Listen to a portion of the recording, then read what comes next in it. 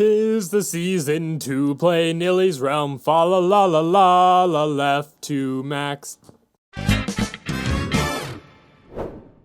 There we go. All right, we need 30 dexterity, 8 vit, 15 whiz, and then we will be 6 out of 8, which will be amazing. So we're gonna go after some dexterity or something today, whatever we can get. Maybe we'll find some UDLs and get some wisdom. I don't know. We'll figure it out. Flappy Dude's on. Flash Fire's on. Fraster Trout is on. However you say that. Either way, how's it going, everybody? I hope you're having a wonderful week so far. Mine's been pretty awesome. I'll tell you about it here in a second. But first off, let's head over to what I'm assuming is the Godlands. And I was correct. All right, awesome blossom. So, let's do this. Yeah, there we go. I need to use my secondary power more. Oh, dear God, we almost died. That would have been bad. That would have been very bad. And also very disappointing. So, and also not a very good way to start a video. This is my second time recording this because the first time I forgot to turn on my microphone, which was not very good. So, second time, we didn't get anything the first time. We did a lot of ghost ships though, which was fun. But either way, we are back, and this is back by popular demand. A lot of people still wanted to watch me play, Nilly's Realm. Fair enough, you know. I'm just more, it's just hard for me because you have to, the server likes to restart all the time. And it takes a lot more time to record and stuff. I don't want to really do that UDL by myself. I was hoping somebody would go in there with me. Another UDL. Come on. All right, let's check. I think, did someone go in? No, someone might have gone in. We'll see. But we definitely need the wisdom, so. Nope, it's just me. Okay. And I could rush this wall all invisible-like. Let's at least kill these guys first, though. Definitely need to use my secondary more. It has been a good 3 or 4 episodes since we started using the... It has been a good 3 or 4 episodes since we started using the face cam. So far, I've had almost overwhelming positive feedback on it. I had one person that said that they don't like it quite as much, and other than that, everybody has said that they have liked it. But I would still like to hear your opinion if you haven't voiced it yet. Please let me know down below if you like the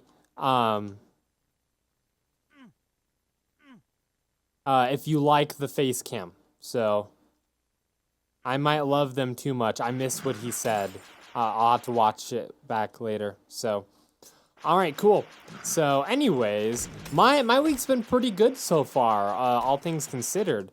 On Friday night, it was quite cold outside. It was, it was blizzarding. I mean, when we got out of the store. When we went in, it wasn't.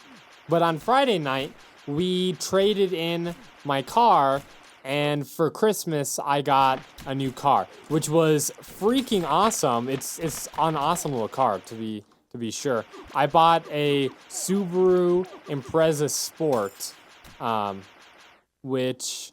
it's the sedan. It's not the 5-door because I like the sedans a little bit more. My wife has the 5-door model, but I like the sedans. It's in Island Blue Pearl, which is this really cool cyanish bluish pearl thing that changes colors in the sun. It's awesome. Oh, that is a lot of gods. Okay, what does this take? It's 85. Okay. And I don't know, it's a fun little car. I traded in, I was driving a Mercedes E350, which was definitely a nice car for sure. The biggest problem and the reason why we got rid of it was because the amount of money it takes to fix those cars is absolutely absurd. It's awful, and we decided we didn't want to do that any longer. Plus, it didn't get very good gas mileage. You had to put in premium gas, which is like 60 or 70 cents more expensive. And so it just, a lot of things stacked up. Come on. A lot of things stacked up to us just dumping the car and buying a new Subaru instead. But that was my Christmas present. If you want a picture of it, I have a picture of it up on my Instagram. It's pretty awesome looking. I'm really happy with it, which I think is all that matters anyways. I've been thinking about doing like a little like walkthrough video where we go like walk around it and look at the outside and look at the inside and all that kind of stuff. If you guys are interested in that, let me know. You know, I'll probably do it because I've been trying to get into vlogging a little bit more, and it'll give me something to talk about. But that also brings me to the other thing I wanted to talk about in today's video, which is pricing and just I don't really know how to say it without sounding like a huge jerk, I guess. But there are some products that are meant for people who are a lot wealthier, and the way that they price everything else, like everything out, pisses me off. It cheeses me right off. And that's kind of what I wanted to talk about. Obviously, this is at least somewhat because of the way that I've had to deal with my Mercedes. That's what sparked this. Let's just go in here. Maybe we'll get a delicious, nutritious dexterity potion.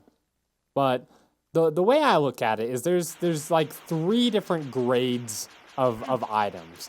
There's the really cheap, inexpensive items, and these are good for a lot of things if like you don't really need the really expensive item and you don't really care about it really lasting all that long, right? Because the problem with the cheap items is that they break super easily. And because they break super easily, you end up replacing them. And if it's something that you use a lot, like shoes, then buying cheap shoes is actually more expensive than buying just kind of mid-tier shoes, because you'll be replacing them and buying them back a lot. And when you do that, then you end up spending more for those shoes. So, and that brings us to the next tier, which is kind of like the mid-grade items, if you will. And these are not horribly expensive, like they're doable, but they're more expensive than the inexpensive ones, right? So the mid-grade items, they're more expensive than the cheap items, but they're also better made. They last a lot longer. They usually have more features and that kind of stuff. And I like buying into this category, generally, because that's when I feel like I get the best amount of stuff for my money. You know what I mean? So if you're buying shoes or whatever, buying the really cheap shoes means that they'll likely fall apart on you super easily, and you'll be buying them again. And if you buy the mid-grade ones, they'll last you quite a bit longer. You know, they might be twice as expensive, but they'll probably last you like 3 or 4 times as long, and therefore they're a better value proposition than the other ones. So those are the items I like to buy, because those are the ones that are the best value proposition. You get the most from your money.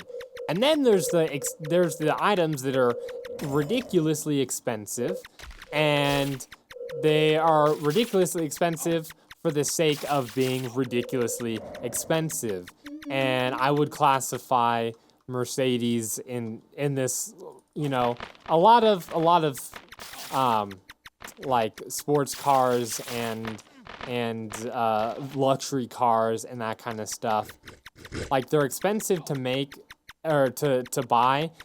They decrease in value super quick comparatively to the other ones, and they're just super expensive to maintain.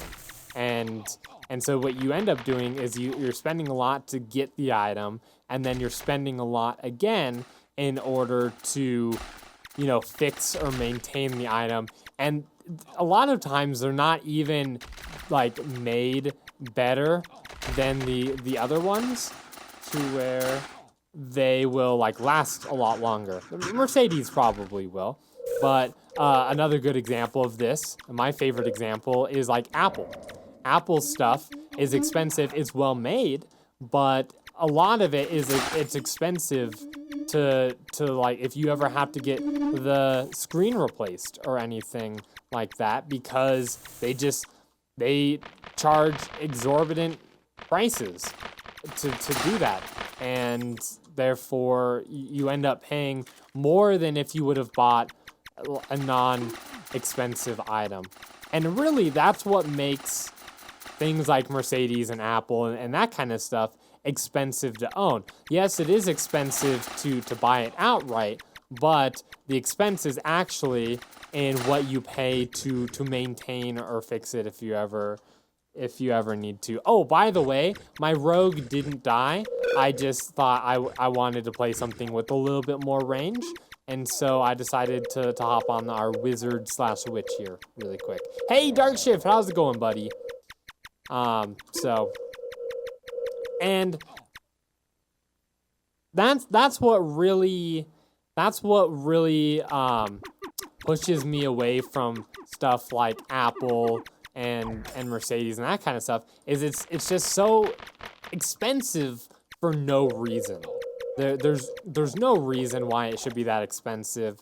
Everybody say hi to Dark Shift there.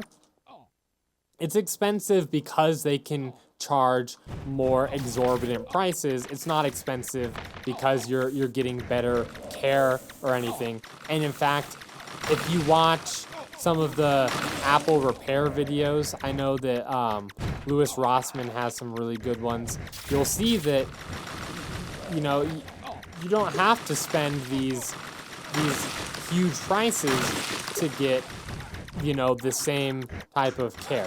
So there's no reason for it. And those are the type of things, as I'm getting older and I have to like buy everything myself and work for my money to buy stuff, that I just don't want to spend money on anymore, you know? Because for the same price, I could be... Did I die? No. I just nexused. Okay. That's much better than dying. Let's heal up here. For the same amount of money, or actually for cheaper, you can get something that lasts just as long, if not longer, and you know, it is mostly as good as the expensive stuff. The Subaru I bought has pretty much all of the features as the Mercedes that I had. It's got all of the bells and whistles, pretty much the same. I mean, it's not as heavy or smooth of a ride. It's a lot lighter of a car, but it gets a lot better gas mileage. It's like 38 highway, 28 city or something like that. So it should be getting better gas mileage, and it can go further on a tank, even though the tank of gas is smaller. It was like 20 or 22 freaking gallons on the Mercedes. And it's just, we got tired of paying the prices. And what kind of prices am I talking about? Well, I went in recently for my yearly checkup on the car. On Mercedes, you basically have to take them in every 15,000 miles to get the oil changed, which actually is really good. Most cars go like 3,000 to 6,000 before you have to take them in to get an oil change. Mercedes, it's every 15,000, which means I take it in about once a year, right? And when I was there, they said, your car's gonna need new brakes. We will do your brakes for you. The price is $950 for brakes. I'm like, I can buy the parts and do it myself for like 100 or 200, you know? And it's not even the labor that's intensive. They just charge a lot more for all of their stuff, which is ridiculous. And at the same time, they're like, there's a part that usually breaks on these cars at around this mileage. Looks like yours is gonna be breaking here soon. So we'll replace that for you. It's just like a little boot thing. Don't worry about it. You know, it's not that big of a deal, but it'll be $1,600. And so I was sitting on a car that would potentially need like $2,600 worth of repairs imminently. Like, you know, it's gonna be happening soon. And I also just bought like $1,000 worth of tires on it. And at that point, me and my wife were like, all right, we're not doing this anymore. We're gonna take, ooh, wow. Let's not die. We're gonna take the money that we would have spent to fix this thing, and we're just gonna put it towards a new car. It'll be shiny, it'll be new, it'll have a warranty, it'll be awesome, and that's what we did. And you know, I'm really glad because, like I said, it has a warranty, it runs super smooth, it's nice, it's new, it's brand new, it's a 2017. I bought it from the first Subaru dealership in my state to get a supply in, and also I was the first one who bought one. So I'm pretty sure that I was the first one in the state, but I'm not entirely sure about that. But it's, you know, brand new 2017 Subaru. So, and, you know, the feeling of, is this thing going, is the brakes gonna break on this? Am I gonna, you know, or is my, you know, are my tires gonna fall off or whatever was gonna happen to the other thing? If this is gonna happen on my way to work, you know, that is always hanging over your head and stuff. And to me, it's worth it just to not have to worry about that, to be completely honest. We save money on gas, we're saving money on insurance, and, you know, and it's a sweet car. I like it. It's not a fast car by any stretch of the imagination. It's fairly slow. It's got like a 2-liter opposing 4 in it, which isn't the fastest car out there, but it's light. It drives like a little go-kart. It's got a sports suspension on it, and you know, the interior has carbon fiber accents on it, which I'm pretty sure are not real carbon fiber. It's fake, but whatever. I don't really care. And, you know, like I said, it's what I would consider a nice mid-grade option where I know it's going to last me a really long time because it's a Subaru, and it'll be cheaper to maintain and to own, and I'm just happy with it. So that's mostly what I want to talk about is, you know, sometimes buying the most expensive thing that you can afford is not the best way to do things, because you'll end up spending more than that in fixing it or maintaining it or any of that kind of stuff. So that's pretty much all I wanted to talk about here today. Let's see, we've been recording for about 20 minutes. I'm surprised. I was gonna say I'm surprised we haven't gotten kicked out yet, but you know, but we just got kicked out. So I think that's where I'm just gonna leave it here. But either way, if I don't see you guys before then, I hope you have a Merry Christmas, Happy Holidays, Happy Hanukkah, Kwanzaa, whatever you celebrate, or if you don't celebrate it, I hope you still have fun. Thank you guys so much for watching. I appreciate it. And I will see you in the next episode.